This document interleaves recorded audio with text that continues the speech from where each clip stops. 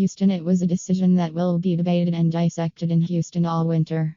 It will keep Astros manager Hinch awake and the radio talk show hosts busy.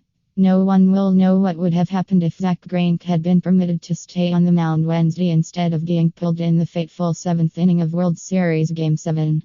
All that's known is that Hinch's decision backfired. The Astros, 8 outs from winning it all, are left wondering what if. The powerful Astros were winning, in full control with Greinke on the mound, only to watch it all blow up. The Washington Nationals instead are World Series champions, winning 6-2, and ending the Astros bid for history.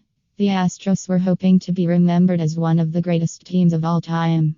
A World Series victory would have made them the first team since a 1942-44 St. Louis Cardinals to win 2 World Series with 3 100-win seasons in a 3-year span. Now, they are left with only the memory of a managerial decision that went wrong. "I'll think about it," Hinch said of his winter. "I don't know what would have happened had I left him in." Mad Max. Scherzer digs deep to play hero in Game 7. Game 7. Who else but Howie Kendrick? Greinke was pitching a masterpiece, permitting just 2 base runners in the first 6 innings, with the Astros leading 2-0.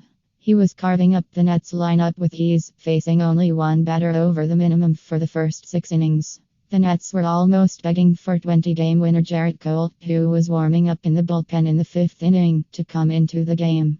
"Anyone," they said, "but Greinke." When we saw Cole warming up, Nats hitting coach Kevin Long said, "We were almost like, please bring him in because that's how good Zack Greinke was."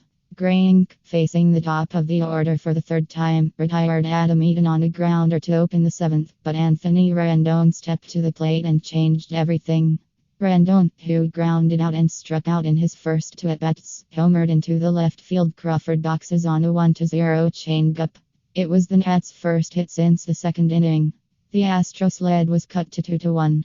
"We didn't hit the ball hard until Rendon's home run," Long said. "That's how dominating he was.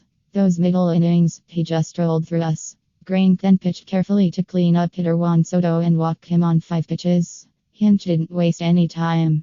He bolted out of the dugout, came to the mound and summoned Will Harris, who had been their hottest pitcher during the postseason. He had pitched 10 scoreless innings until Rendon homered off him in the 7th inning of Game 6. Zack Greinke comes out of the game in the 7th inning. Harris threw a first-pitch curveball that Howie Kendrick swung on and missed. He came back with a 91 mph cutter. Kendrick sent it to the opposite field, bouncing it off the screening of the right field foul pole for a 2-run homer and 3-2 lead. The shot stunned the crowd of 43,326, and the Astros never recovered.